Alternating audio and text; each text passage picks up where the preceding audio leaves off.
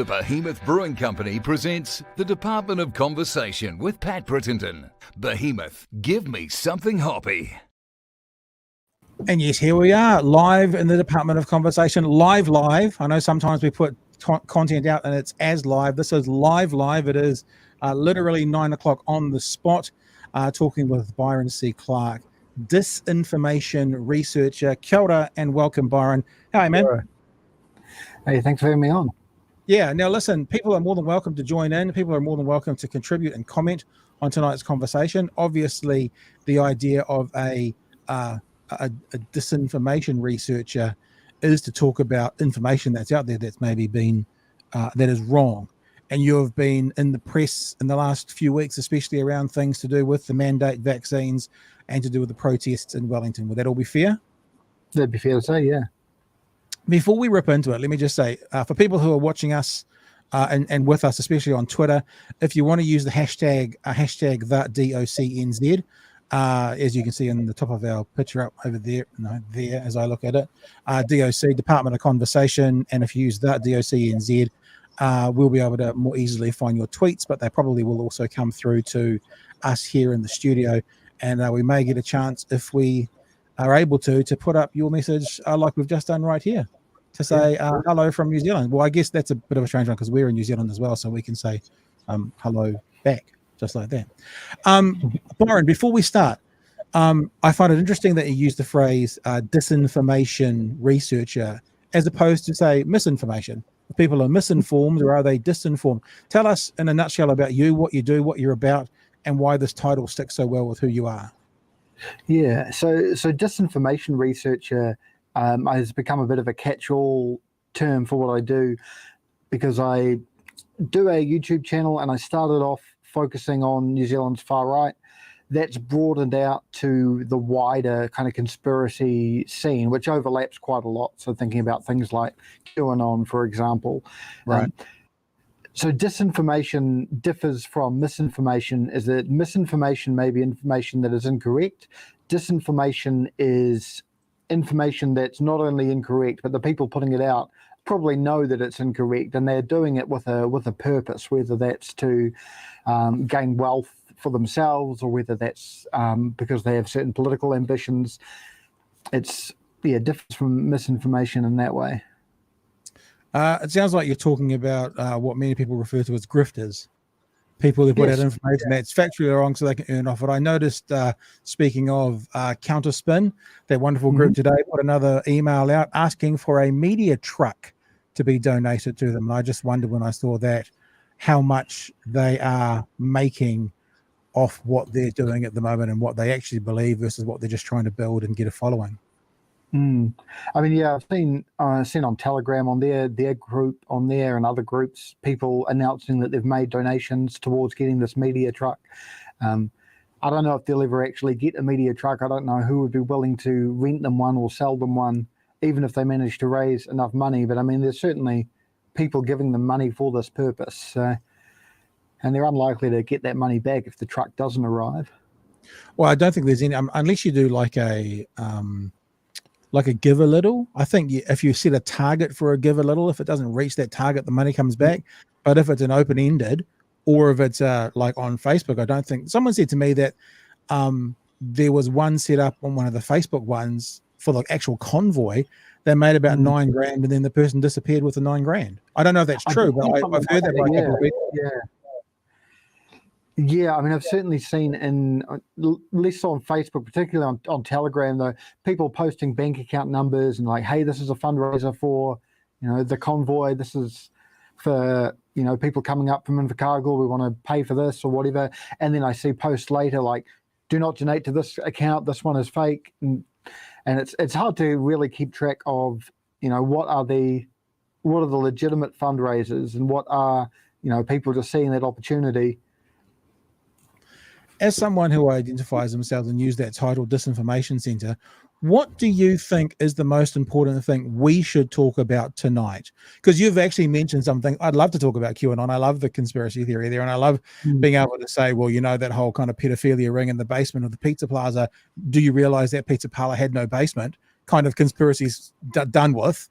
But in this current climate where we've got a lot of vaccine hesitancy, we've got a lot of straight up anti-vaxxers out there, we've got protests going on, we've got, media and journalists being attacked physically and also, verbally or just in writing.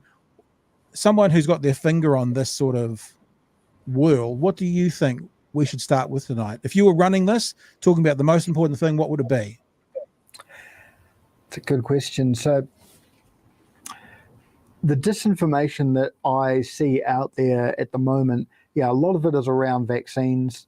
And I think a major source at the moment is counter-spin media. They're not the only ones out there, but they seem to have become some of the most prominent, and one of the ones I've been paying the most attention to. I think there's a story there for investigative journalists who want to look deeper into that group, into the people involved, into the international network they're part of. I mean, I know a little bit, but there's a lot of information that I don't have that I'd like to have about them. Yeah, I'm just I'm looking up on the internet while you're saying that, because I did a bit of research on that the other day. David Farrier has been doing some good work there, mentioning it, but there are some groups that they're aligned with that are also aligned with Steve Bannon. And I don't know, I guess you have to wonder if people are authentic in their views and they believe that they're bringing freedom to an issue around a country. I mean, you got involved with Occupy Christchurch, which was, a spin-off of Occupy Wall Street. And you could say that there'd be some people that think that you played a similar part on the left, that some of these guys are playing on the right at the moment. But I guess what I'm saying is, if these guys think that this is a genuine grassroots movement for Kiwis, and why are they associating with themselves with people like Steve Bannon and the far right out of America? That those two things seem congruent to me, that you're getting influence from overseas to try and seed freedom, if that's what they're doing in this country. Yeah, so there's definitely in both those things that you mentioned. I mean, Occupy Christchurch was an offshoot of Occupy Wall Street, which was in the US, and then it had roots going back further to the Indignados in Europe and the Arab Spring in the Middle East and North Africa. So that was a big global movement as well that New Zealand just had a small part in, and it's the same sort of globalized protest, what's going on now. So you had the trucker convoy in Canada, and that spread to Australia. There's a similar occupation to what we're seeing in Wellington going on in Canberra right now, and it's been going a little longer.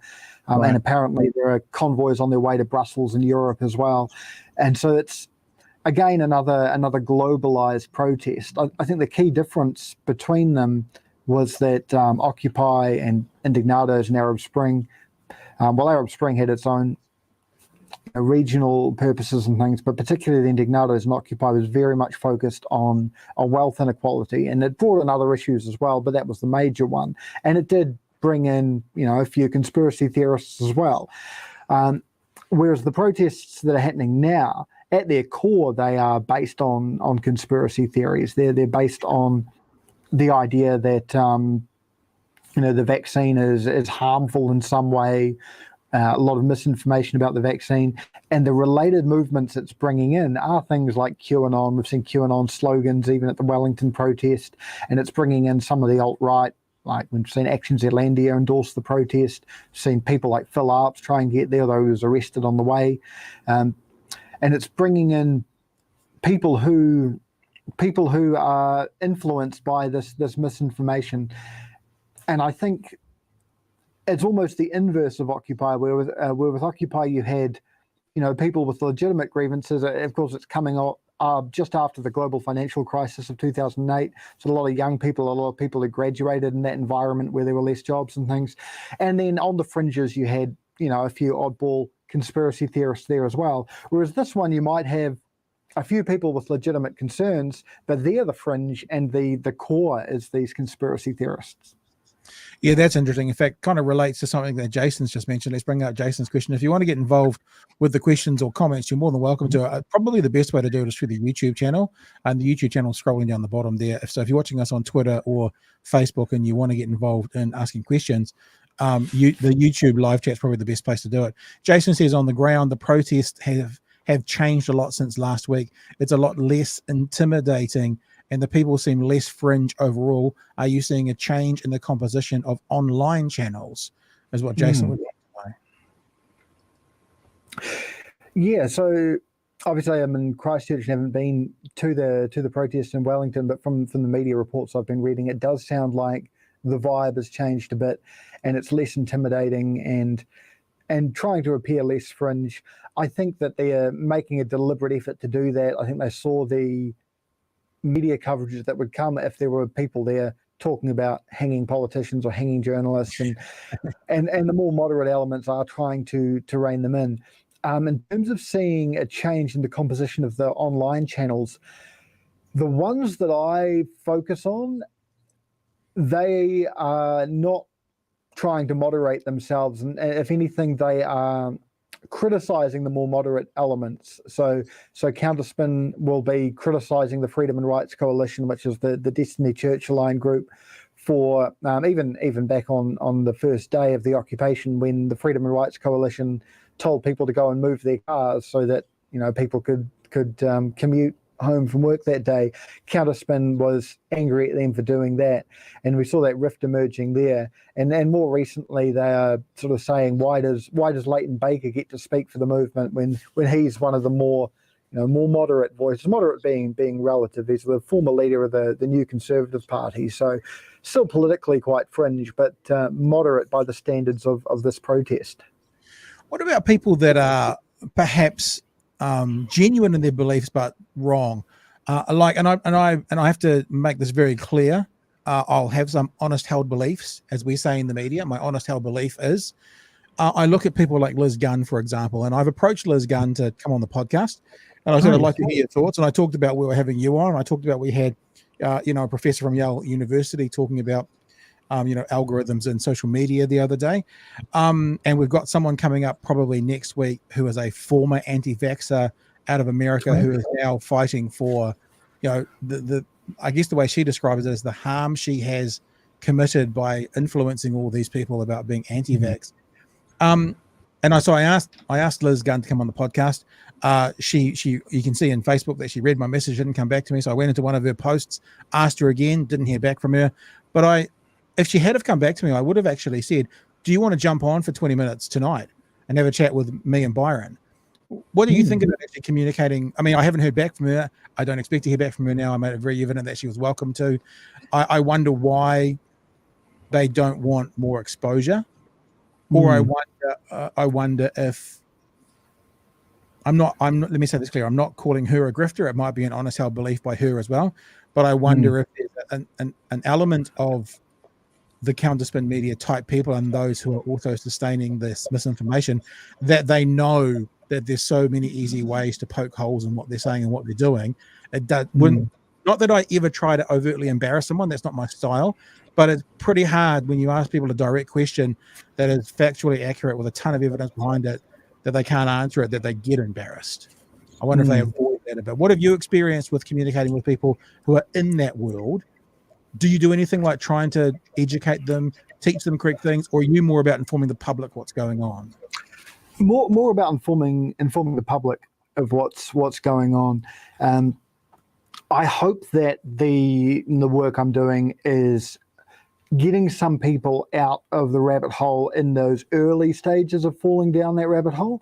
From what I've read about conspiracy theories and people who get caught up in that world, it is very difficult to pull them out of the rabbit hole. So I would focus on what's sometimes called pre-bunking. So rather than debunking a conspiracy after the fact, you're giving people the information before they hear the conspiracy theory. So I don't agree with what some people say, that we just should completely ignore, these kind of conspiracy theories that are out there. I think we need to be talking about them so that people are aware of them, so that when they become exposed to them, they can then, think critically about them.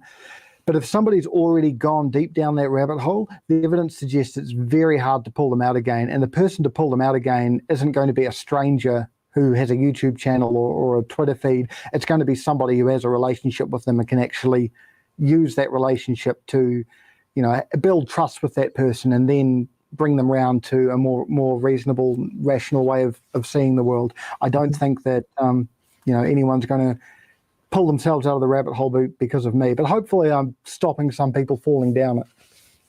Yeah, it's the same as anybody who is evangelizing any message. The most effective people who are evangelizing are people who you are in relationship with. Whatever your message is, that's the most effective form of it. But it doesn't mean that it doesn't work the other way. I remember listening to, that church in Topeka, Kansas. And I'm using their quote here. Please don't call me the God hates. Westboro Baptist, but Westboro Baptist Church. Yeah. One of the older daughters in there, was basically pulled out of it because she was having a conversation, I think, with a Jewish scholar on Twitter. And that was the thing that made her question the whole thing and kind of pull out of it. So you can see, I think that statistically speaking, the most effective way is to speak to friends and family. But, you put your words out there, Byron, you could be making a difference to some people as well. And especially when there's, absolutely indisputable truths.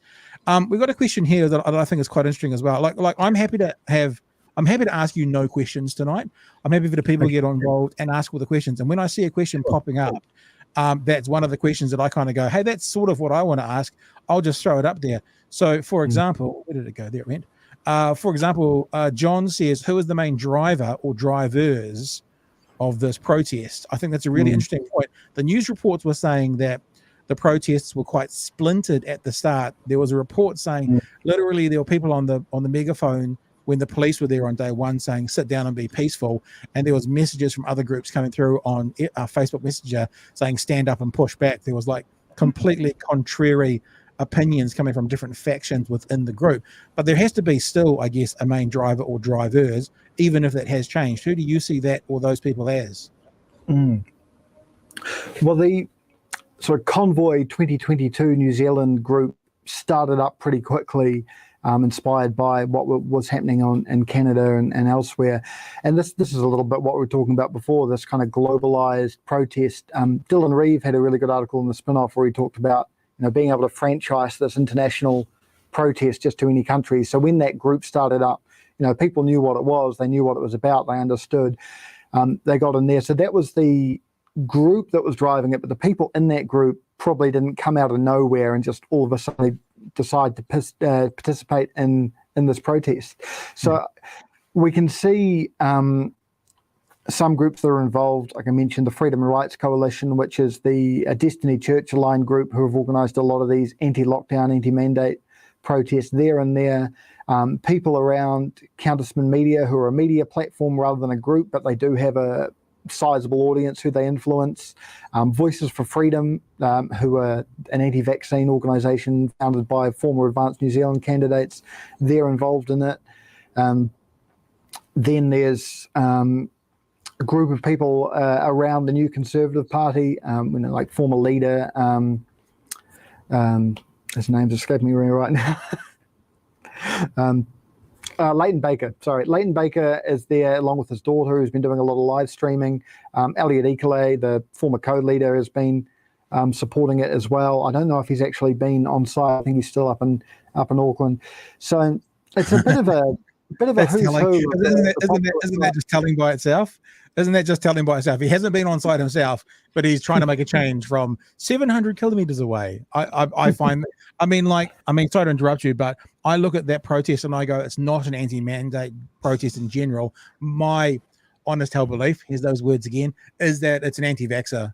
It's an anti-vaxxer protest. And the reason I think that, I have lots of friends who are in business, who are vaccinated, boosted, wear masks, follow the rules, who think that the mandates are an issue. Like they're not fans of the mandates and they push back against them.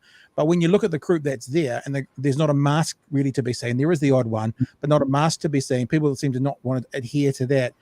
And I think that it's almost like it's maybe not a sheep in wolf's clothing, but they're couching their anti-vaxxer demonstration under the heading of mandate, in my opinion. That's what I see. I mean, I could be wrong. People are welcome to tell me or tell us in the chat, but that's what I see. And for people who are trying to affect the change I think I just saw literally a headline come through before we started that a former national MP, I can probably look it up, is about to start I think it is actually about to start a new party, which is the anti-mandate party. So there's a desperate plea for someone trying to get back into politics, perhaps. Yeah, I just saw the announcement of that before the stream. He was on Elliot Ecolay's live stream at 8 o'clock, and I watched a bit of that, and I saw him announcing that.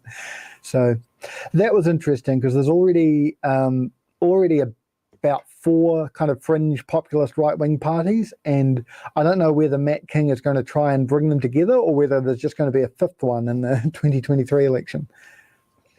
And how effective can it possibly? Let's bring it up and have a look for people who want to know. This is, I don't know if it's breaking news, but it's certainly.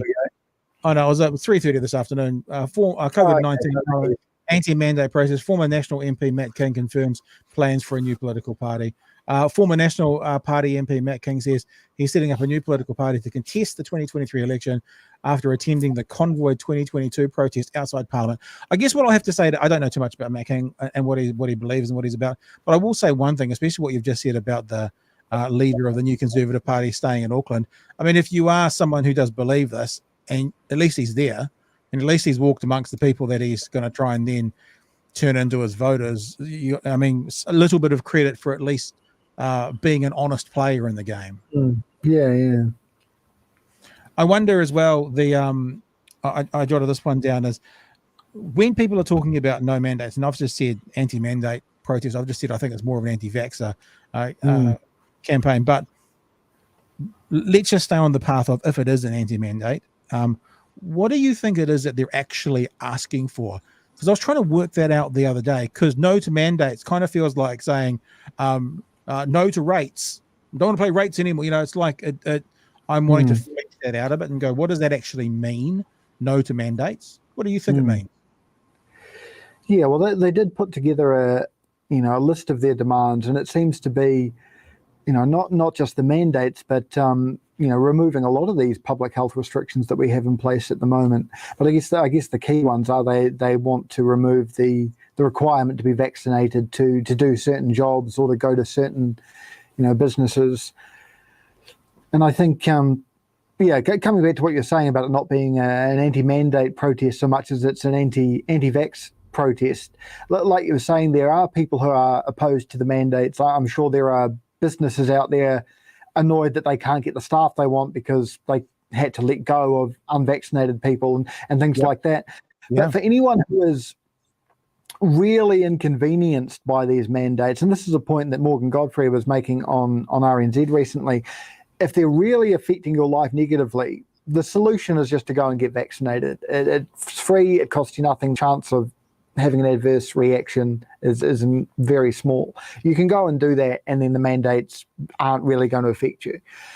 So the only reason you wouldn't do that is if you're anti the vaccine. And I think that's why the people there are framing it as anti-mandate, but it's not a broad anti-mandate protest. It is a protest comprised mostly of people who are anti getting vaccinated. Yeah, and then the point you just made is why it's so ridiculous that people have in the past. And I thought it was finished, but I've seen a couple of things on Michael Laws's Facebook page in the last week which have been ridiculous. But the old apartheid passes line came out again, and I just think having to say to people in this day and age, you know that in the apartheid era people couldn't choose what color skin they had, like you can choose not to have a vaccine or not. So it's utterly ludicrous. He also came out with a couple of pearlers that Omicron doesn't kill people, to which I posted on his page stats out of America that the 2,500 deaths a day are pretty much all Omicron. And he said, and it doesn't disable people. And about 2 days later, I think in the Herald, there was a report out of America talking about the mass disability event that's about to come from long COVID. People being disabled by, including Omicron, being disabled by it for months and months, if not for permanently, by long COVID. So I just, it frustrates me to think about, is it ignorance? Is it grifting? Is it people like authentically believing what they believe and trying to help the rest? But yeah, as you say, when it comes down to it, there's an easy way to avoid the mandate, and that's to get vaccinated. And the stats say the world over, it is the safest option. no matter what you look at, whether it is myocarditis, which you're 8 times more likely to get if you get COVID, whatever it is, it's clearly the safest option of all the options we have. Yeah, absolutely. Should we have a look at a couple of comments that are coming in? Yeah, let's see what people are saying here. So here's this one from, we'll go Corgi. Just how representative of the New Zealand right is this protest really? Some claim to just oppose mandates, while others seem deeply invested in fringe conspiracies. Which group is the majority? I also want to actually add on to this as well.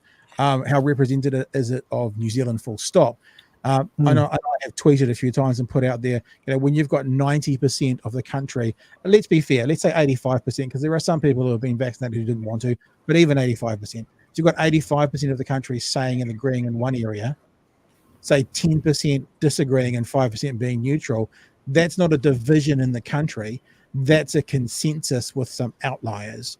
So of the country, there is a consensus with some outliers. But Corgi wants to know specifically how representative of the New Zealand right is this. What do you think about that? Yeah, so depending on how broadly you define New Zealand right, I don't think it represents, the average National Party voter or even the average ACT Party voter, but I think it really represents that more fringe right. There is an organisation who had done a poll of not of the people in the protest now, but people involved in the Freedom and Rights Coalition, asking them who they'd voted for, and it was disproportionately Vision New Zealand, which was the Destiny Church Party, and New Conservatives. These were up in the double digits when really Vision didn't even get to 1%. New Conservatives got like 1%, 1.5%, something like that. So I think the protest disproportionately represents a section of the populist right who are well organised but struggling to break into the mainstream, like unlikely to ever get to the 5% threshold to get into Parliament, but not an insignificant group of people. I mean, we're talking 1% is not much in terms of the vote, but 1% of the adult population. What's that? 20,000 people or something. So the numbers are kind of significant there. And I think one of the reasons they are doing this big protest is that they weren't really able to get any traction participating in the election, and now this is another way to make those voices heard. So I think it represents the fringe populist right very well, but it doesn't represent the average right-leaning New Zealander. I don't want to have people assume that these are national voters or ACT voters. I think they're more people who are voting for those smaller, more fringe right-wing parties. And I guess you kind of look at what's going on in central Wellington with businesses suffering and stuff. I mean, I'm not saying that the right is the place you find businesses, but if they claim the right, national in particular, ACT, to be the kind of voices of the business, then of business and doing business, then all those small businesses in that area that are currently suffering and doing well, they should be there fighting for them.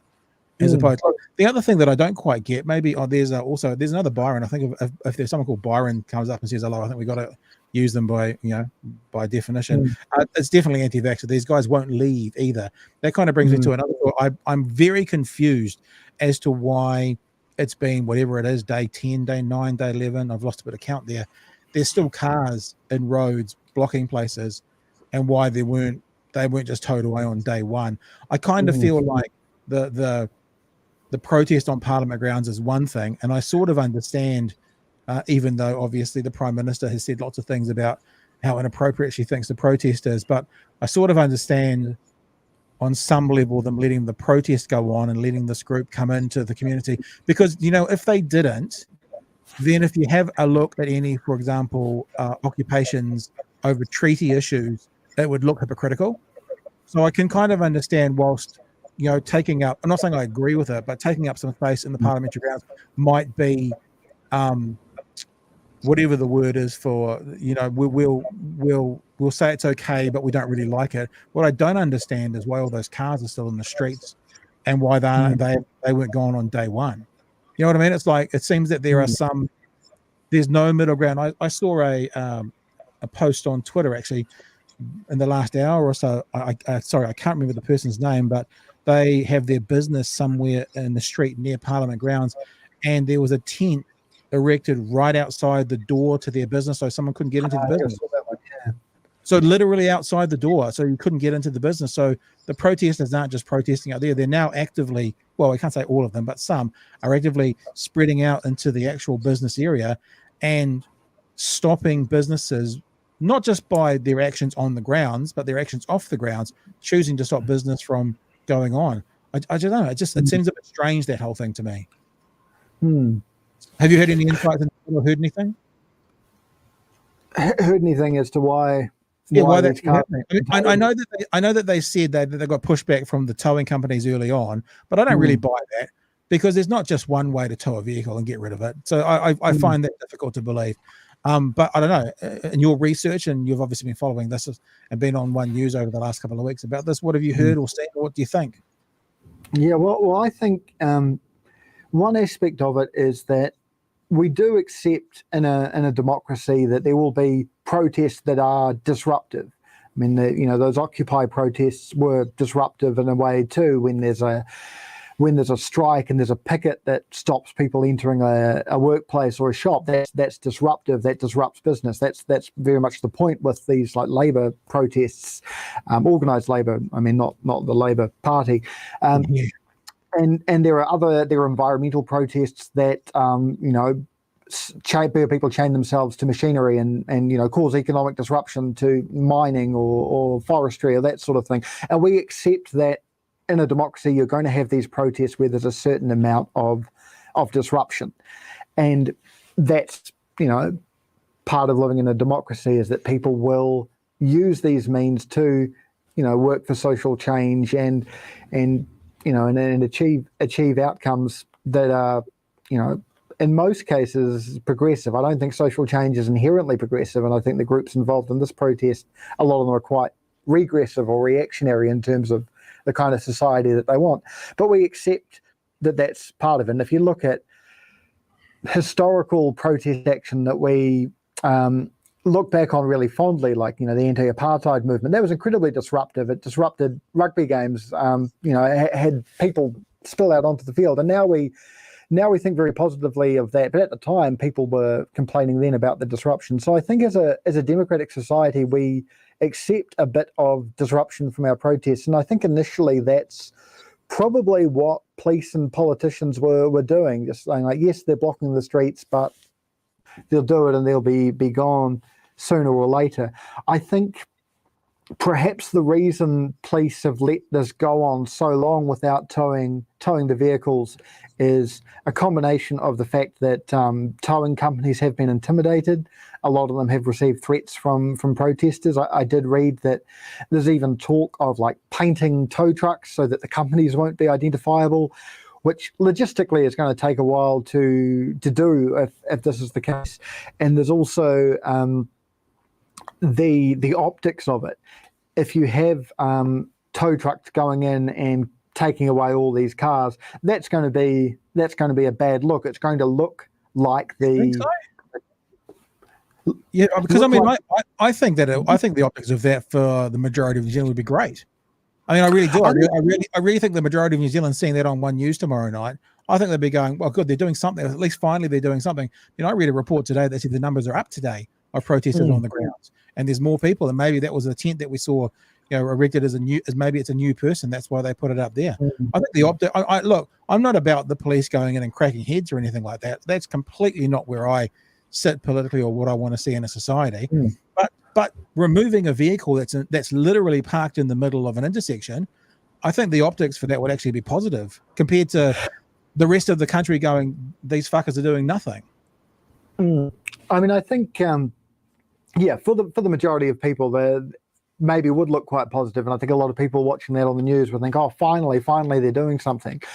But that footage is also going to be live streamed out to all these people who are either attending the protest or are not attending but are sympathetic, who are being fed this disinformation that we live in some kind of socialist tyranny. And I think that could play the role of like radicalizing people further if they see that kind of imagery. I think a lot of people, Yeah, Wow. I think it could. I don't think it's inherently going to do that, but I think it could have that role, particularly if there's some army vehicles on standby now, which are not towing vehicles, they're salvage vehicles, and so if they get brought in, they're going to damage these people's cars. They're not going to get a working car back from the sounds of it, and I think that if you've got people who already believe we're living under some kind of tyrannical despotism, and then a military vehicle comes along and destroys their car, that's not going to make that person more likely to be de-radicalized from that belief. That's going to entrench that for them. I hear what you're saying, but I guess, and I'm asking the obvious oversimplified question, then what the hell do? You just let them run roughshod? Do you then, because at some point, I mean, is this already making the government look like gooses? And this is not about making the government look good, but I hear what you're saying, and I think it's a fair point. But I don't know. It's like there's a line to be drawn at some stage. I mean, they offered them the parking at Westpac Stadium. That was good of them. And basically they said, no, a few people took it up. Basically, no one did. They've been given all these options. It's like, tomorrow morning, if you haven't moved your car, we are going to be towing it. It's day 403, whatever the fuck it is. And you've had enough warnings. We do need to get the city back. I'm going to say you're welcome to stay. You know what I mean? Even if you stay here on the grounds, the cars are going to be moved. This is your 24-hour heads up. I can't see. I hear what you're saying, because what you're saying is, if you're basically being radicalized now, logic can go out the window anyway. So it doesn't actually matter what the truth is. What matters is the appearance of it and how it gets spun, or shall we say counterspun. So I get it, but yeah. So the oversimplified question is, so then what? What do we do? Where's the line? We have a look at some questions coming in. Yeah, sure. British Malaya Society here, just let them eat COVID, I guess. Yeah. Well, that's the other thing. These all people are going to be incredibly sick in a few days' time as well. Yeah, I mean, and not necessarily from COVID, but I've read about the Canberra camp that's been going longer. There's a lot of poor hygiene that's just leading to things spreading there. It's quite unpleasant. Evan says something interesting about you can just get the COVID. You can just get the COVID. You can just get the vaccine. Talking about if they don't want to be a part of the, affected by the mandates. He sees that as a nothing to hide argument against the right to privacy. I guess the difference is this. I actually don't have a problem with people choosing not to get vaccinated, as long as I accept there are consequences that come with that. That's the part of the conversation that I guess I didn't add in. I'd like to see everybody vaccinated. I think it's the smart move, or everybody that can be legitimately vaccinated. And there are lots of people at the moment claiming they can't. But if you don't, I always think of that movie, Dangerous Minds, with Michelle Pfeiffer, and she does that big message in the classroom, and she goes, there are no victims in this classroom. It's like, you make choices. Choices have consequences. Now, if you choose not to get vaccinated, then you're choosing to remove yourself from society at some level, or you choose to get vaccinated. But what I have a problem with is people who are choosing not to get vaccinated and then having massive issues with it. So I appreciate, Evan, your point, and I can get your position, what you're saying. It sounds like it could be, but I think the difference is I don't have a problem with them choosing not to be vaccinated, as long as they do it understanding that there are consequences with it, and they are going to suffer the effects of those consequences. I can choose to drink a whole lot of alcohol and drive my car, but I have to understand if I do that, there could be some very negative consequences. I can choose not to wear my seatbelt, but I have to understand that that may come with me hitting a wall and a consequence of going through the windscreen. There are consequences to these choices we make. And as long as they choose not to be vaccinated, they have to understand that there are consequences, or they can choose to be vaccinated and they get the benefits. That's how I see it. Yeah, I mean, I'd see it the same way. I mean, in terms of the right to not be vaccinated, I'd absolutely support that as a right. But that right can't infringe on the rights of others. So people have the right to get medical treatment and know that the person treating them is not going to be, putting them at risk of COVID. And it's the same even if they're going and getting a haircut or things like that. And a lot of the people who are being put at risk by people who are choosing not to get vaccinated are people like hospitality workers and workers in retail who, if we didn't have these mandates, might be forced to come into contact with people who are, not following public health guidelines and, are going there and making them sick. I know that in North America, hospitality workers are disproportionately getting COVID because there are less restrictions and because they're being exposed to that. And I did see Ben Peterson today, who's a union organizer, talking about how a lot of workplaces have these mandates. They're not part of the workforce that the government has mandated, but they have chosen that as part of their health and safety, just as in certain workplaces you'd have to have steel cap boots and you'd have to have a high-vis vest if you do certain things. There are health and safety requirements, and getting vaccinated is one of those. And a lot of places, if staff choose not to be vaccinated, there are actually some accommodations that can be made, like maybe you don't work, front facing with the public. Maybe you work from home instead of going to the office, things like that. So, everybody has that right, but there are some consequences to that so that their right doesn't infringe on other people's right to not be put at risk of catching COVID and suffering the consequences from that. Yeah, at least as much as possible. And I know that if there are people watching, there could well be people watching from the protest grounds right now. They're going to say things like, "Well, you're vaccinated, so you can catch it being vaccinated anyway," etc., etc., etc.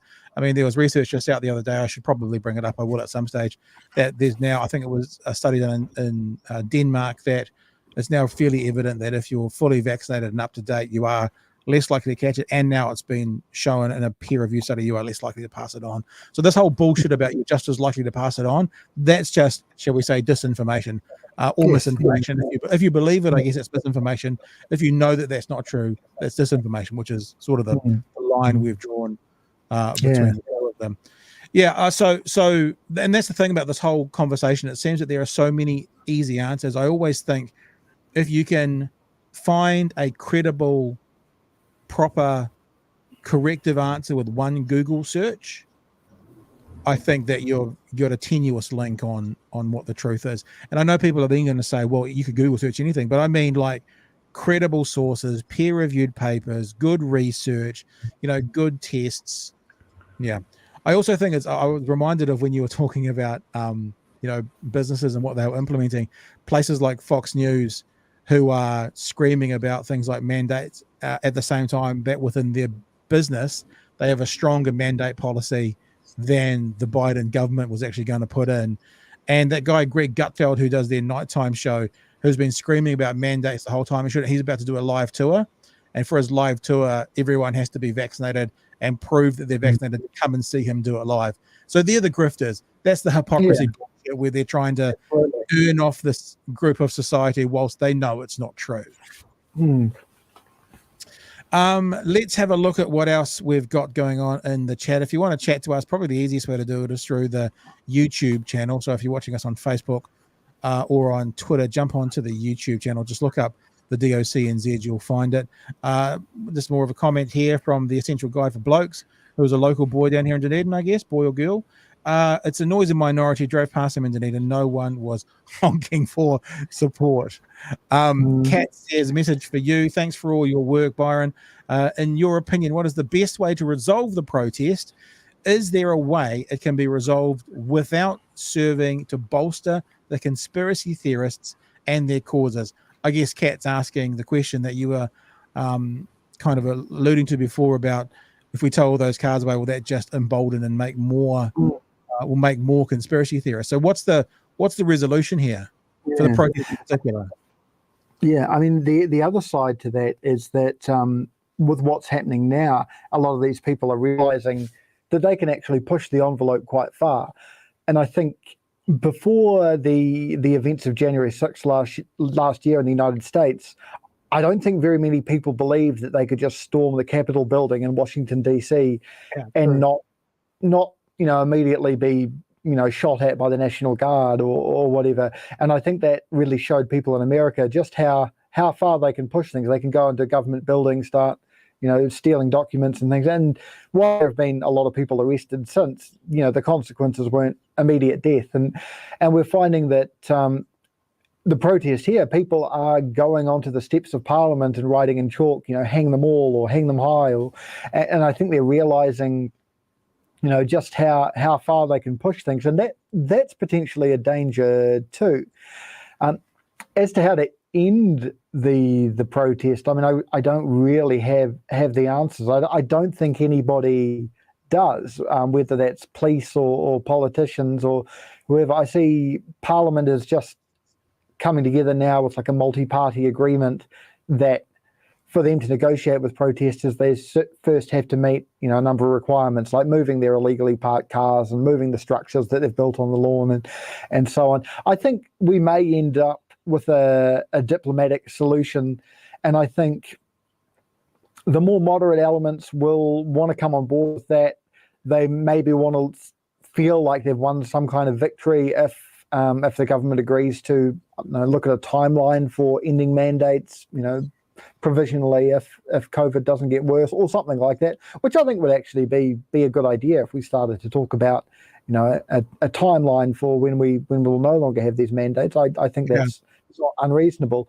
So that could be the way that the more moderate elements are moved on. I think it would leave some of the more extreme elements who aren't keen on negotiating with the government. I mean, one person I follow on Telegram is repeatedly saying, we don't negotiate with the government, they are terrorists and things like that.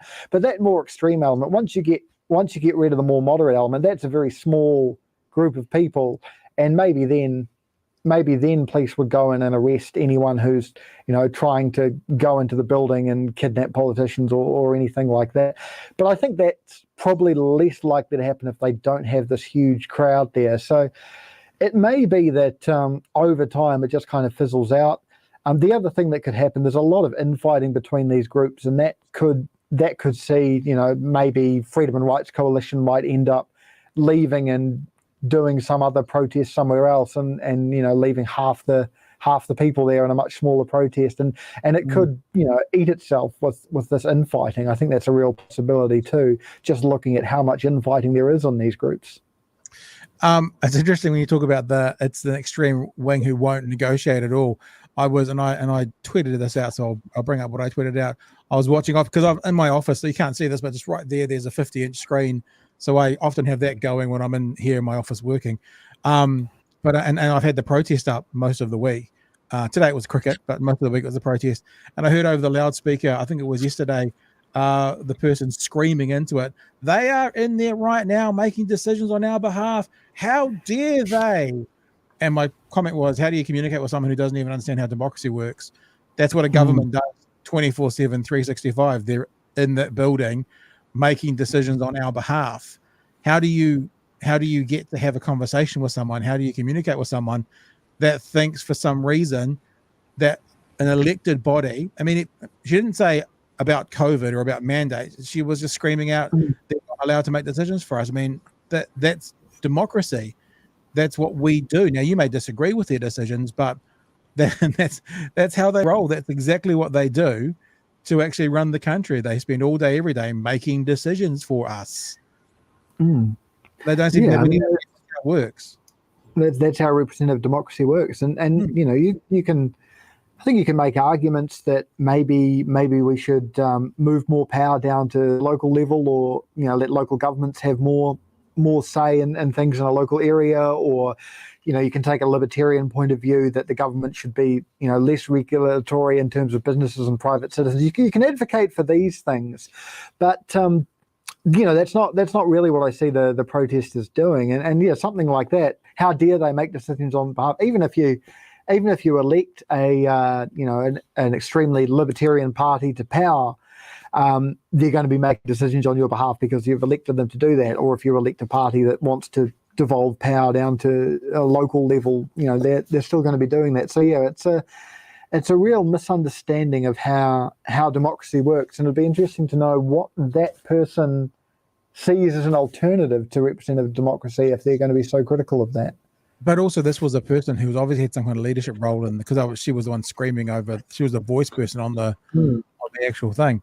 Have a look at some more comments that are coming in. If you want to throw some comments out there, you can. The best way to do it is probably, I think all the comments here are coming through on YouTube. So if you're commenting on Facebook and stuff, we're not seeing them at the moment that we can feed into here. So just jump onto YouTube and do it. I'll have a look at the thing at the moment. Dion says some data modeling is suggesting that early to mid-March is going to hit the protesters hard, with escalating cases of COVID amongst them. Chloe says, I've spoken to many hospo workers and sex workers who can't make it to work because of the convoy. They aren't being paid. not just business owners suffering. Yeah, sorry, it's a very fair point, Chloe.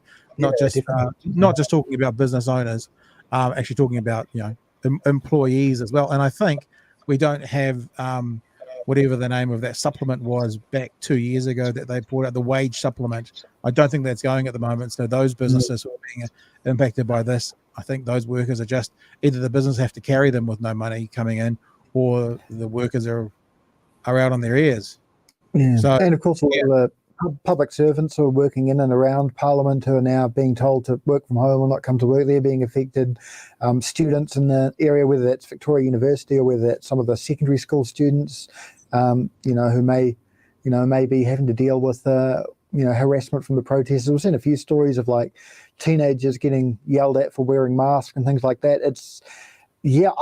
I don't know if there's a group in Wellington who are not being negatively affected by this protest. Really, it's very wide reaching. And the horse shit that's going on about what they're actually there for from time to time. I saw a post from a journalist, actually in the New Zealand Journalist Facebook group, who said he went down to have a look at I'm paraphrasing, went down to have a look at the protest, to go into the grounds and have a look, and basically got asked for his papers and then refused entry. So the protest, which is protesting about being forced to ask for your papers and looking for freedom, turned away someone by saying, "Where are your papers?" and you're not free to come in. Yeah, it's like what this is the. I mean, I put my marketing hat sometimes on and go, "What's the messaging here? Come on, guys, let's get our messaging together and make sure we know what we're trying to do." Actually, I'll ask you a question, then I'll go back to that one. My question to you is, your disinformation research, you look at far right and right wing sort of extremism and positions. I had a conversation with a guy called Stephen Lewandowski, who's a professor in Berlin, who did a bunch of research on climate change. And he did research on climate change deniers, and he found what causes someone to be a climate change denier. And one of the most telling kind of precursors was someone who believed in a free market economy. An ACT Party voter, a far right person. And I kind of went, we homeschooled our kids for a wee while back in the day, and the homeschoolers that I ran into were all, in a lovely way, lefty lunatics, who were all purists who didn't want to put aluminium in their body, for the vaccine, sort of thing. So I said to him, I was a bit confused by that, because I'm like, my experience of people who don't want vaccines is kind of lovely, well-meaning, flower in the hair, lefty lunatics, beautiful people who wanted to keep their body as pure as they could, raw vegetable eaters, that sort of thing. I said, you're talking about it like an identifiable precursor as adherence to a free market.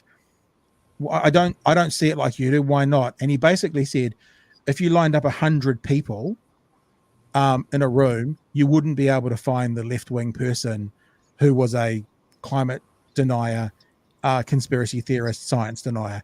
There might be one in there, but they'd be hard to find. My long-winded question to you is, the people who are on Parliament right now, the voices that are there, what do you see as being the political ideology behind them? Are they mostly kind of far right, right wing people? Because sometimes when you see the guitars out and the sausages being made, it looks like a lovely, friendly family, almost Fano type setting. But what do you see down there being the ideology politically of the people who are there? So it's good we've got a bit of time, so I can go a bit deeper into this question than I might have in some sound bites on one news or whatever. But it's certainly not a truism that everybody there is on the far right politically. I think people there are probably identifying in a whole number of different ways. I did watch a bit of a live stream where one protester looked a bit like me with the beard and the long hair, and he was adamant that he did the politicalcompass.org test, and he was in that liberal left quadrant, but he was there because he was so opposed to what the government was doing, and he was adamant that he's not right wing at all, and I think that's probably true of what he believes, and I think there are a lot of people in that boat there. I think the kind of radicalization we're seeing, we tend to think of radicalization as starting from a moderate political position and then moving to one extreme or the other, whether that's the extreme right or the extreme left. And I think perhaps a better way to conceptualize it is a movement, not leftward or rightward, but a movement away from reality, like becoming, believing in, that there is a, vaccine that is going to harm you in some way. I don't think being left wing or right wing is necessarily a precursor to that. And I think if you are, critical of authority, critical of multinational pharmaceutical companies, and critical of educated people, you could be on the left or the right, and you could have that trajectory away from reality. And I think with people who might identify as being on the left, if their politics haven't developed beyond being against the elites, then they can very easily be sucked into a more kind of right-wing ideology, even if they don't want to see themselves that way. Particularly if you've got people out there spreading the idea that all the elites are people who happen to have Jewish surnames or things like that. That can be quite influential. And when I talk about how the Occupy movement would attract a few conspiracy theorists, I mean, there's a little bit of that there, and certainly at some of the meetings that we held at Occupy Christchurch, we had to have, a firm line that we weren't going to tolerate anti-Semitism, because somebody would, start talking like, yeah, we've got to go after the 1%. Oh, by the way, who the 1% are, and they would have to just nip that in the bud straight away. But I think at these protests that are happening now, I don't think that stuff's really being nipped in the bud. I think that's being allowed to be part of the discourse there. I mean, I certainly see a lot of that on Telegram, and even some of the signs there where people are, referring to the Prime Minister as Jew Cinder and things like that. So I think there are people there who may have started on the left but are now shifting rightward, not because their political ideology is changing hugely, but because they are getting further and further detached from the reality of the world. And I think the other thing with it is, if you look at, for example, the election in the US in 2016, where Donald Trump won the election and became the president, Trump was calling for building a wall on the southern border, locking out Latin American immigrants from the country. He was talking about a complete shutdown of Muslims entering the United States. These are some quite extreme xenophobic positions. I don't think every person who voted for Donald Trump voted for him because he had those positions. They probably had all sorts of reasons for voting for him. And there's been research into this and journalists looking into this, where they go into the heartland and find out why people voted how they did. But for everyone who voted Trump, those extreme xenophobic positions were not a deal breaker. Yeah. And it's a similar thing at this protest outside Parliament. Not everyone there agrees with the extreme positions of Phil Arps or Action Zealandia or Calvin Alp. But for them, that those people are there and they're advocating for those extreme positions, that's not a deal breaker for them.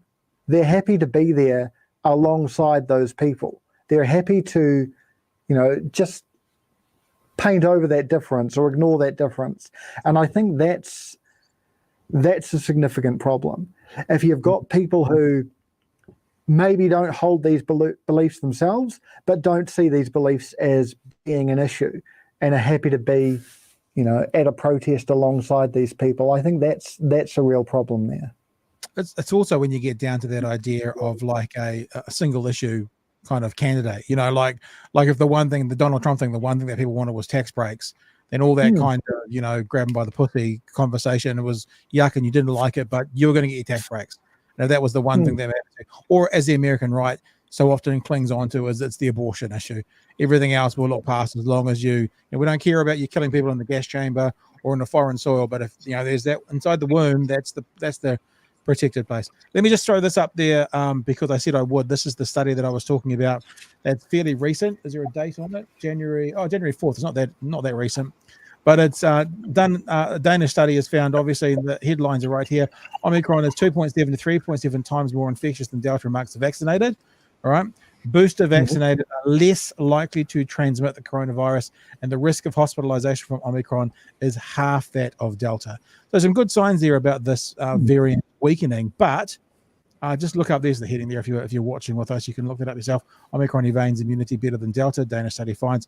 It's still true to say, whilst it's better full stop than Delta, that being vaccinated and boosted, you are less likely to catch it. Yes, you're more likely to get Omicron than you were to get Delta, but you're still less likely than unvaccinated. You're less likely to pass it on. And if you do get it, you're way less likely to end up in hospital. Those three things are still true to this day, if you're fully vaccinated and boosted now, I guess. Let's just jump in and get a couple of people who have been talking. Cyrus says there's actually two here that I'll put together. They kind of dovetail into one another. And if I haven't got to your question or comment, we can't get to everybody's, but they are starting to back up. So I will spend a bit of time, maybe when me and you are finished, kind of our intelligent and entertaining conversation, trying to get through a few more of these. But these two kind of dovetail into each other. The first one's, what can New Zealand do to hinder the import of these overseas ideologies that seem to be at the heart of the misinformation campaign? And then Sweetie B says, what is Byron's take on some elements in New Zealand news media, trying to normalize the far right aspects of this protest? So you've got the influence from internationally, and what about the media in New Zealand? Maybe there are some. I mean, I guess if you're talking about, actual far right media is normalizing. I don't know if other media is. Although, look, there's actually a third one here, and I don't know about this interview. Let's add this in there because then we'll talk about media. What did you make of that awful 19 interview where Catherine Ryan and Bridget Morton said the protesters have, quote, legitimate concerns that we need to listen to? I guess that could be dovetailed into that media one as well. There you go, sir. There's a few things to throw your brain at. I mean, so the first one around what can New Zealand do?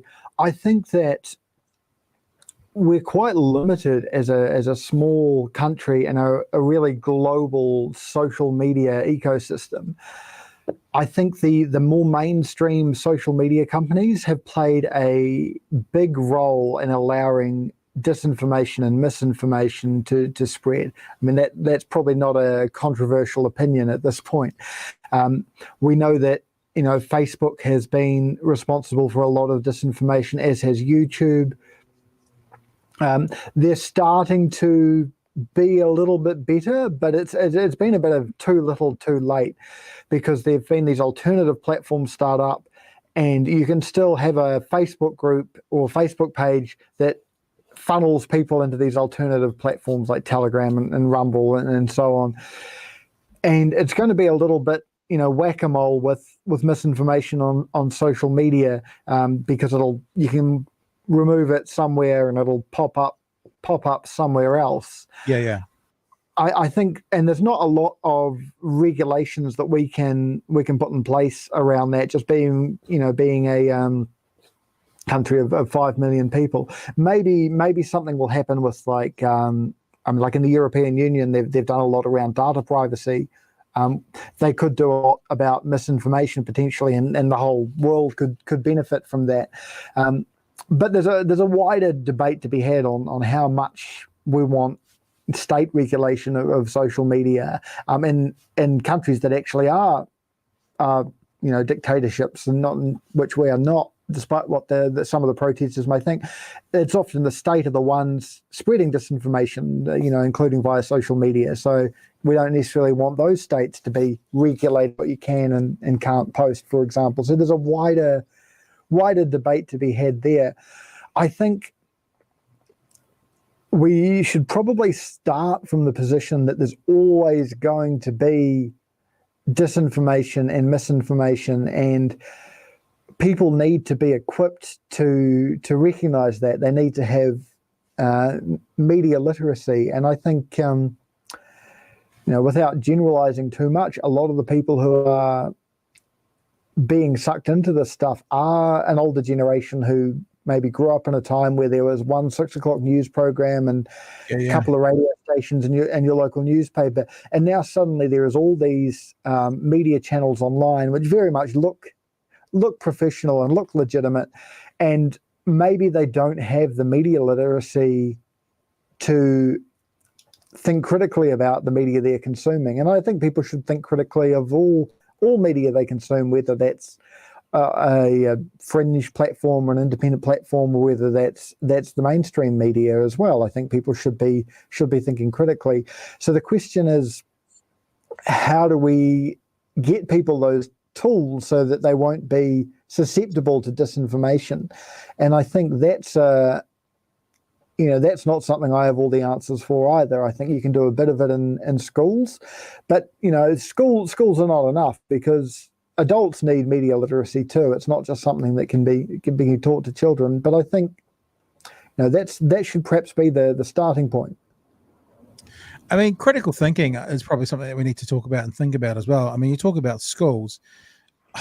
I'm not trying to say that I have it together when it comes to this, but what I refer to often as a bullshit nerve. It's in the back of my neck, and when I feel like going, I'm like, well, that doesn't sound quite right.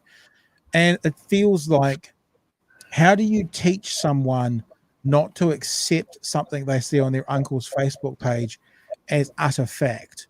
How is that a taught thing without going, like, I remember I often get information that gets sent to me, and like I say, if I can disprove it with legitimate sources in one Google search, I'm like, please, before you post it on your page, before you send that thing out there, just do one Google search.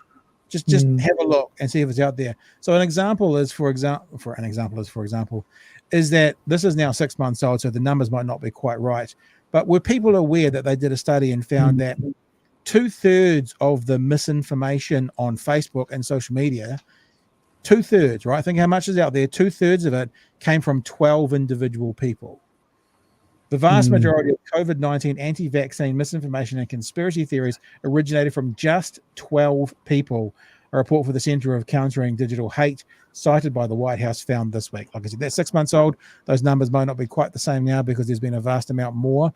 But 6 months ago, 12 people, 12 individuals, fewer people than would be sitting on a bus, going home at rush hour, were responsible for 2/3 of the misinformation around the world that we saw on the internet, especially on social medias. A friend of mine said the other day, how many doctors are in America? Let's say it's 1 million. Let's say there's 1 million doctors in America. What percentage of people are clinically insane? Tiny, 1/10 of 1%, 1/100th of 1%, whatever it is. That might be 20 doctors in the US. That might be 10 doctors in the US. That might be 12 people that have now spread information around the world and misinformation. And it's an economies of scale with the internet now, because you're right about the TV news used to be 6 o'clock, and even what we're doing now looks pretty good, looks okay, looks professional enough that if this was in 1970, they'd be like, fuck me, that looks pretty good. Whereas now we're just using, I don't know if you use laptops or whatever to broadcast out literally to the world. I mean, we've probably got people from all over the world watching right now. But you can put an opinion out there, and it can literally be to all corners of the globe within minutes, hours, days if it goes viral. And that's, on one hand, kind of exciting, but on another hand, also quite terrifying as well.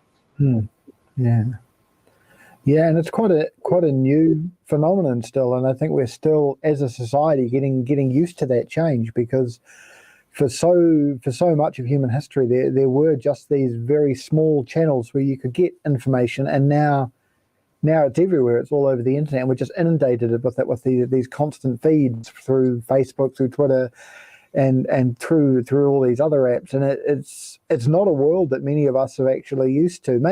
Maybe the younger generation who are growing up with it, if they're getting those media literacy skills, maybe they'll cope with it a bit better. But I think for people my age and older, it's still an adjustment to live in that world where we're just constantly bombarded with information, much of it untrue, and lacking the tools that we need to distinguish what is true, what isn't true, what is trying to influence us, what is trying to make somebody money, what is trying to help somebody's political career and so on. This is all things we've got to think about that we didn't really have to think about so much in the past. Yeah, and here's the thing, right? This is the podcast I did with Dr. Stephen Novella, who's a neurologist and a professor at Yale University. Did this last week. He was talking about Joe Rogan and the media algorithm. He was talking about the media algorithm that basically Joe Rogan has set himself to put information out there, and the algorithm that Joe uses is, I like to talk to interesting people, right? He states it. That's his thing. But the thing is, and there's this really strange irony here that, let's say again, the protesters, that those kinds of people who are protesting against vaccines, they're all, and thanks to Trump, they are now all holding journalists like the enemy. Yet it's the journalists, and I'm talking about from reputable sources, that still need to go through the check my sources, verify with more than one, person commenting on that, go through my editor, make sure it's as right as I can, then it goes to print. Whereas guys like Joe Rogan, and I listen to Rogan, so it's not a criticism of him. I mean, guys like Joe Rogan, they talk to someone interesting and they go, shit, really? That's it. That's the algorithm that podcasters use to put information out there. And when you're speaking to 11 million people per episode, if it's like, I wasn't taking horse dewormer or whatever it was, then there's no, that editorial process is actually the thing that's actually what the protesters are asking for. It's disseminating through the layers and making sure it's as true as possible. But because the truth is not what they want, then they think that the journalists have got it wrong. It's called motivated cognition. Again, I'll reference Stephen Lewandowski, who I spoke to last year. Motivated cognition is very simply the idea that you have the outcome that you want already. Then when someone offers evidence in the contrary, you ignore the evidence and you find a different path to the same outcome. And that's what we're saying right now. You say to people about QAnon, there was no basement in that pizza place. So there can't have been a pedophile ring in the basement. The building doesn't have a basement. And then they go on to Jeffrey Epstein. And, there might be some truth to Jeffrey Epstein, but they find at least another way to the same conclusion. And, Bill Clinton and Jeffrey Epstein, they stay there. And that's what I think we're seeing now. These guys should be applauding and wanting journalists to go through that series of investigate, confirm, go through your editor, check your sources, then print. Because that's the way that you're going to find the most accurate story. And that's what they're rallying against, ironically. Yeah. I don't know. Right. Shall we get through some of these? Stephen has said, any attempt to move vehicles will provoke fierce defense by protesters to stop it. This will take hundreds of police. Do they have the numbers to do it? Well, that's an interesting thought. People are talking about, we said something about banning Facebook. I don't think we said that at any stage, did we? Maybe it came up. I don't think we said that. Maybe it came up in the chat there with someone. I don't think we've suggested that. Maybe. This one here from Lise. Lise says, these are all short-term thinkers, egocentric and only really about me. They disregard the many public goods and services that they automatically consume.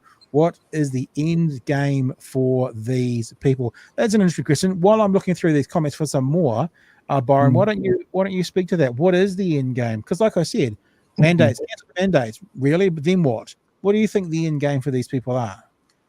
Yeah, I mean, there's we've covered that there probably are people who just want an end to the mandates because it's affecting their own business or their own livelihood or whatever. And for those people, probably, in a few years when the pandemic's over, they'll move on. But I think for others, the ambitions are, financial or political. I think some of the people involved are, straight up grifters who just want to, make an income from spreading disinformation and being, kind of a shock jock on social media or whatever. And then there's others who, want to influence a wider group with their political ideology. And I think the reason, I may have said this earlier, but I think the reason that the far right is getting so involved in the anti-vax movement is that here's a group of people who are already distrustful of the state, distrustful of the government, distrustful of official sources, distrustful of academics and people like that, and they see that as fertile ground for convincing people of their other conspiracy theories, which may be far more insidious, things like the Great Replacement or various anti-Semitic conspiracies and so on. I think the end game for them is to grow their movement and maybe gain some sort of political power, whether that's in some cases perhaps just for their own career. I think there are people out there who maybe don't necessarily believe, all the xenophobic things they say, but they see a rising tide of populism and see this as a way they could get into power. And then there's others who are true believers and want to get into power and implement that, whether that's locking up more asylum seekers or putting more restrictions on immigration or whatever. So I think the end game, some people it's enriching themselves, some people it's a political ambition, and whether that's a political ambition just for their own career or whether that's a political ambition to actually implement some of these more right-wing policies. Yeah, all right. Here's a good comment. I like this one. Crazy Old World says, poke the bear, set up his vaccination station on the Beehive grounds with a big sign, free to get the jab, and jabs are free, win-win. I like that one. That's a good comment from there. Look, I have to say to all the people who are commenting, and there's tons of them, it's going crazy in there. Thank you for that. I'm just trying to skip through them to give, lots of people are talking to each other, which is fantastic. Matthew says, I'm young, healthy, I lift weights, and I go on hikes. I don't need a seatbelt. Fair enough as well. And look, there are lots of comments in there from people who disagree with us, so that's fine as well. Planner Walk says, I think part of the issue is that some people will cite something where the headline appears to agree with them, but a proper reading of the article will show what they are misunderstanding. I think that's really good, really fair too. There's a YouTuber at the moment in the US called Jimmy Dore, who is kind of a left-wing commentator who's gone down a path of anti-vaxxers, and it's been shown several times when he literally talks to a headline. If you actually read the article, it almost says the opposite sometimes of what the headline actually says. So there's another, we were talking before about what we can do. There's something else for people to do. Read the full article. That might be something that that would help us out in a major way. Someone says, think the problem with the media is who owns the media companies. I guess is that anti-Semitic thing again? Is that what that's coming out to be? It could be. I think there are some media owners who have a political bias. We all know about Rupert Murdoch's politics, which I think come through Fox News and the newspapers he owns in Australia.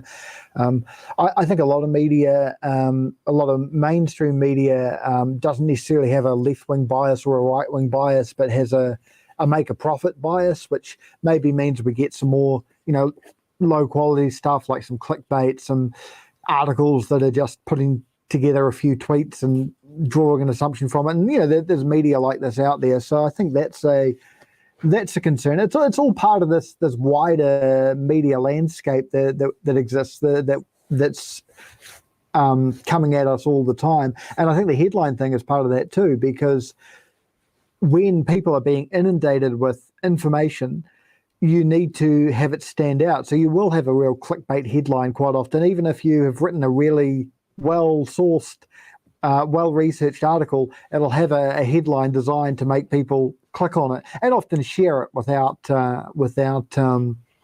actually reading the article and understanding it. And I think one thing that people can do as individuals, I'll never share an article on social media if I haven't actually read the article. I'll make sure to open it, read the whole thing, never just retweet based on what a headline says. Yep. And that means sometimes I get bored halfway through and I close the article and just forget about it. But it means if I'm going to share something, it's actually something that I've looked at and decided I want to share, not just a headline that seems to back up a pre-existing belief or whatever. Yeah, I think that's there's another good rule. Maybe we should come up with like 10 rules. Maybe there should be.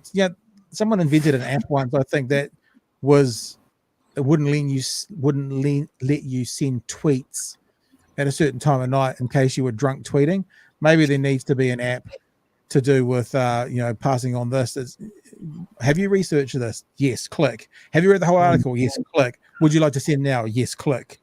I don't know. I did hear of I forget who the publication was, but they had a quiz that you had to pass to leave a comment, you had to answer correctly like 3 questions about the content of the article before you could comment. And that drastically reduced the number of comments that they would get of people just commenting on the headline. So, yeah. I'll put this one up as well. I think this is someone who's not that happy about the mandates, which is fair enough. We put the comments out there. It says, don't make me laugh. Since the passport, I've been unable to continue my studies, unable to go to the gym, unable to use my dock hut, unable to buy sushi. My interactions with society have been, then it actually cuts off. I haven't cut that off. It's severely curtailed, I think, is the next comment now. Much like the message was severely curtailed. And look, I'll say again that, I see they're severely curtailed. Hang on. Yeah. Again, make choices. And I'm not being flippant with this. I don't want people to think, fuck you, I want to go to the gym. I don't want to have to get an injection. Fair enough. I understand. But we live in a society where we make choice. Look, even if you obviously, if you disagree with the government's rules, they are the rules right now. If you disagree that on a 4-lane motorway in Auckland, the speed limit should be 100 because you've got a car that can do that safely and easily, and it should be 120. Pardon me. They are still the laws and rules right now. So these are the rules right now. You either choose to adhere to them or you don't. And if you don't, that's up to you. That's fine. I'm actually not, as we said earlier, but because we're live streaming, people may have just jumped in. I'm not critical of people who choose not to get vaccinated, but you have to accept the consequences that come with it. And if you are also a genuine medical case where you have an exemption, I believe that some of those things that you've listed you would be able to use anyway. So it must be for the person a choice. And I'm actually not critical of your choice. We all have the right to body autonomy and decide what we want when we want. But with choices for our bodies, there are sometimes consequences. The current law says these are the consequences. Maybe in a few years, a few weeks, few months' time, I said few years, that'll get them going. It'll change. And I was going to ask you, Byron, based on an earlier comment, do you think the way out of this mandate is through natural attrition? I don't mean people dying, but I mean the virus becoming less of a concern, and in 2, 4, 6, 8, whatever months, it'll actually meld away. And I don't know, maybe the government can start talking to the protesters about their plans to move out of a mandate once the numbers come down. Maybe that would placate them. I don't know. What do you think?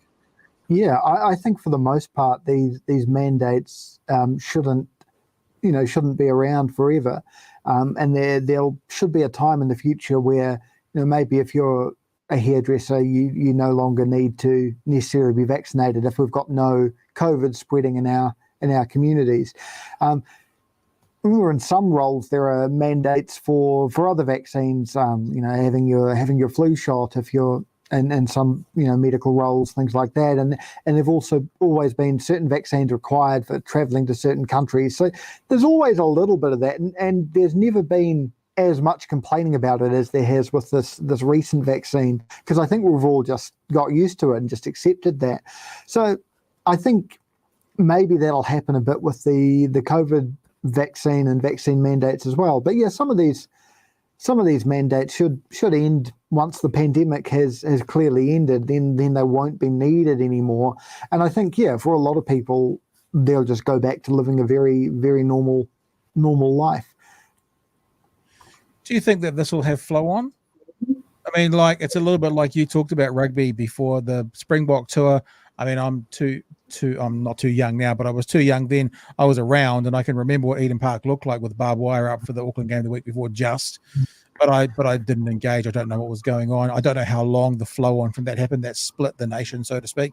Do you think this will have flow on? I mean, we all thought that. I don't think we all thought necessarily. That's incorrect for me to say, but many thought that the talons of Donald Trump would be a lot lesser once he left office. Doesn't seem to be the case. That flow on is still there. In fact, going into the midterms, do you think, let's say this all does, and I'm using a flippant saying here, but this all does clear itself up in the next 3 to 6 months, do you think there'll be a flow on? This will still be hurting society? Because you've just said go back to your normal life. Actually that there will be other ramifications for relationships, for people, for what they thought. And what about those teachers that have lost their jobs or whatever because of the mandates? Will they be back working? Do you have any thoughts on that? Yeah, I think, some people will be able to, re-enter previous professions or roles, and get back to something a little bit like what we had pre-pandemic. With the massive growth of disinformation during the pandemic, a lot of that has been because people have been stuck at home during lockdowns. They've been spending a lot more time online. They've been a lot more isolated. And they're also in a situation that really I don't think anyone predicted. I mean, I remember back to 2018, if someone told you in 2018, oh, this time next year, the government is going to be requiring everyone to stay in their homes and we're not going to be able to go to work. And if we go outside, we're going to have to wear a mask. It all just sounds like a ridiculous sort of science fiction scenario. And I think the pandemic caused a lot of people to be more open to conspiracy theories, just because suddenly we're in a world that looked like nothing we really expected. And they had open minds to some of these ways of looking at the world that are not based in reality. So I think when the pandemic is over, which could be a few years yet, I think we'll see less of that. But I think that there's misinformation and disinformation is not going to completely disappear, and neither are some of the far right ideologies that I investigate and talk about. In fact, I think with climate change, we're likely to see a lot more xenophobia as people start to flee parts of the world that can no longer sustain agriculture, or are becoming too hot with massive heat waves. We're going to see mass migrations, and that's when there really could be potential for some of these right-wing populists to come to power using xenophobia. If we do actually have mass migration, we've seen a little bit of that already with the refugee crisis of 2015. We had so many people coming into Europe, particularly from fleeing Syria, and we saw the rise of populist parties in Europe alongside that.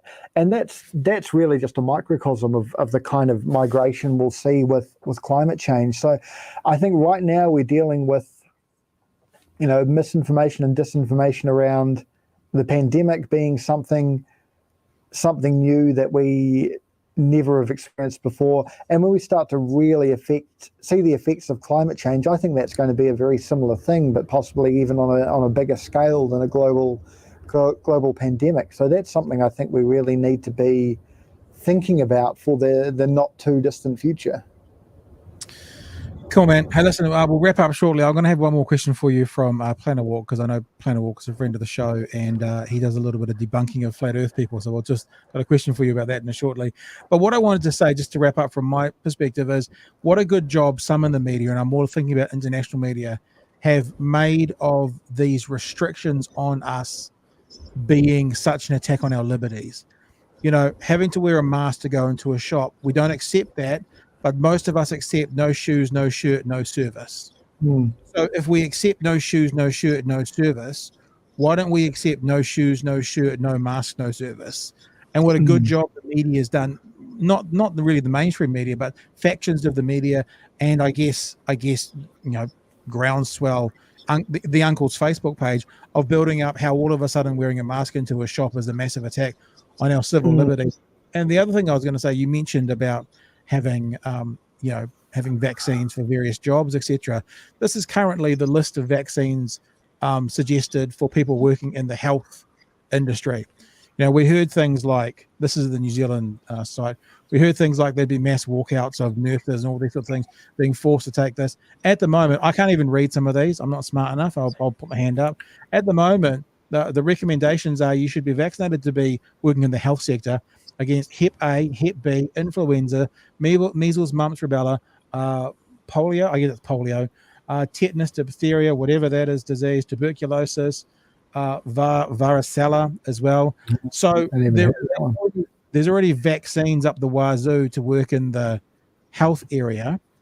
Why would one more make any difference? I also understand that if you're going to like an official kindy, You can't go unless you've had your MMR, measles, mumps, rubella vaccines for 2 and 3 year olds.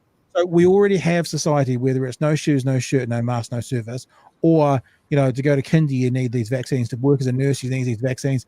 Yet the disinformation ecosystem has fooled some people to believing this one last thing, this mask, no shoes, no shirt, that's fine, but a mask, fuck off.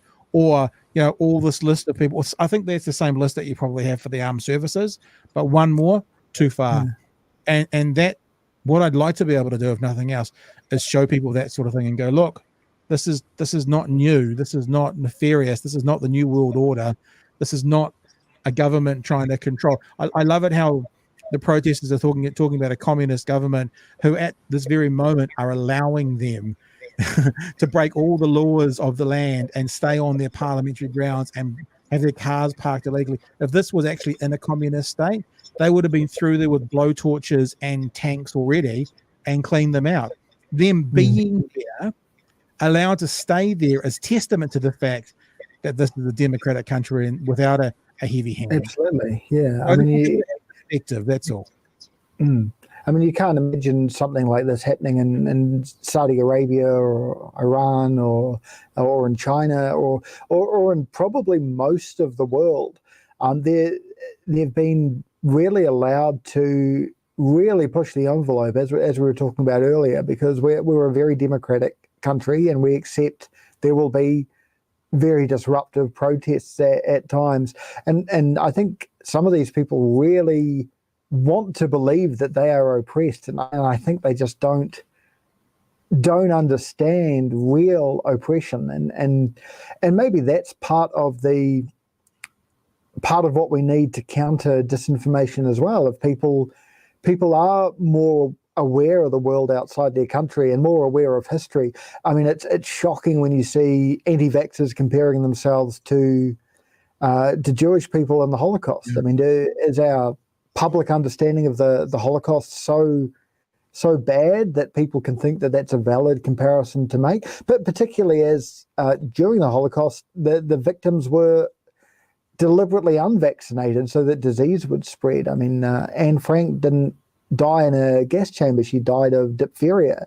But we definitely believe that she's a victim of the Holocaust because she was in those camps and where disease was allowed to run rampant because these people were seen by the Nazis as being less than human and not deserving of the public health measures that they gave themselves. I mean, the Nazis were, vaccinating themselves and denying vaccines to their victims. It's just a ridiculous comparison to make. And I think, and maybe I have a little bias as somebody who has studied history, that we have a poor understanding of history that has led to some of these comparisons being made and some of these ideas that that people are oppressed because they need to wear a mask to go into a shop, or they have to have their sushi delivered instead of buying it. It's just ridiculous if you actually look at real oppression throughout history and real oppression that's happening in most of the world right now. Yeah, that person who said before they can't get their sushi, there's a thing called Uber Eats these days, bruv. Just go that way. Hey, I know Planet Walk, this guy here, and he does some debunking of flat earthers, and he likes to, and his show and what he does on YouTube, people should look him up if you want to know more about him. He's a brilliant young fella. Talks about, he's like a science communicator as well on some level, but he debunks flat earthers and he talks science a lot. So his question for you, from someone who does the research into the far right, is do you think that debunking content online helps or can reduce the spread of misinformation? So I guess, does it help or does it embolden them trying to debunk them? I think it can help if it's done right. There is a concern with debunking that people might watch a debunking video or read a debunking article and come away with the wrong impression because they might remember the misinformation as if that were the correct information. So I think you've got to be, really, really careful with how you do that. And I mentioned earlier the idea of pre-bunking, like giving people the correct information before they're exposed to the incorrect information. Sort of an intellectual vaccine where you get a little bit of the bad to be able to fight it off. And I think a lot of what we think of as debunking probably is doing that, really. So I think, yeah, if done right, it can be good. And I certainly know that sort of material isn't going to attract the people who are, right down the conspiracy rabbit hole, but it might get people who are, at risk of falling down there. And it also educates the people who are then, talking to their friends or their family members. So like I've said, I don't believe that my content's going to bring anyone out of the rabbit hole, but I know that people will watch my content or read my content and then, have some of the information there to be able to have an actual argument with their friend or their family member who is, susceptible to this misinformation, rather than just being able to say, oh, I don't think that's true, I don't think that's right, I'd have to look that up. Yeah. Having those tools there. And I think, what we think of as debunking, even if the people watching it are people who, already know that the Earth is round or whatever, I think it can be quite useful. The only thing about the flat earthers, this is not our conversation, but what I found, because I find it quite fascinating, that world, and I have done 2 podcasts with a couple of flat earthers and potentially going to do a debate again in the next wee while. But what I did find that when I was chatting with some flat earthers in the kind of Flat Earth New Zealand Society Facebook page, is that when the Christchurch mosque shootings happened, all of a sudden there was a decent enough percentage of them that concerned me that became, oh, this is a false flag. So I wonder, I think we've debunked the idea of gateway drugs, marijuana being a gateway drug, but I do wonder if things like the moon landing and JFK shooting and flat earth is a gateway conspiracy theory, or it's an entry-level conspiracy theory that could lead on to more serious, more harmful things. That's the only thing I think about. The non-serious nature of some of those ones, but where it could go to from there, and the importance of without sounding too kind of wanky and pious, but educating people to the truth. Yeah. You can lead a horse to water, but you can't make them drink. I think it's our job to give them the water. If they choose to tip it out on the ground, we can't control that, but we can hand them the water. Absolutely. Yeah. Dude, it's been a whole lot of fun. I've really enjoyed being with you tonight. Thanks for joining me. If people want to find out more about you, you're very active on Twitter, but if people just go to Byron, BYRON.geek.nz, at the bottom of this page, you've got all your links to Twitter and YouTube. Got a link there. This has been fun. Well, it's kind of been fun, but it's also kind of been a bit depressing, if you know what I mean. True. Yeah. What have you got coming up for the next wee while? Have you got any more? Are you doing any more work in the media to do with this? What's going on with you? Anything? I may well be asked for comment from various journalists, depending on what happens next at the protest. I guess I am working on another video essay. It's been a bit of a gap since the last one. I'm looking at a book that was self-published, which is a dystopian fiction written by a far-right activist here in Christchurch that sort of imagines the future tyranny under socialist despot Jacinda Ardern. So I've got a video looking at that'll be out probably early next month. I'm ambitiously trying to write a book about the populist right in New Zealand. I shouldn't give a time frame for that, because I'm sure it'll take a lot longer than what I expect. But that's a project I'm working away at in the background. Well, look, thanks for joining us today. Thanks to all the people who have been watching and those people in chat who have been going backwards and forwards amongst yourself. Be nice to each other if you continue on. I have had to ban my first person ever from the chat tonight. So someone got banned tonight for the first time ever because I believe in censoring views. No, not why, because they were fuckwits and they deserved it. Byron C. Clark, if you want to find out more about him, Byron, BYRON.geek.nz. Dude, it's been a pleasure. I really, really enjoyed it. Thank you for coming on and chatting. And I'm hoping and thinking maybe we'll chat again sometime in the not too distant future. Certainly.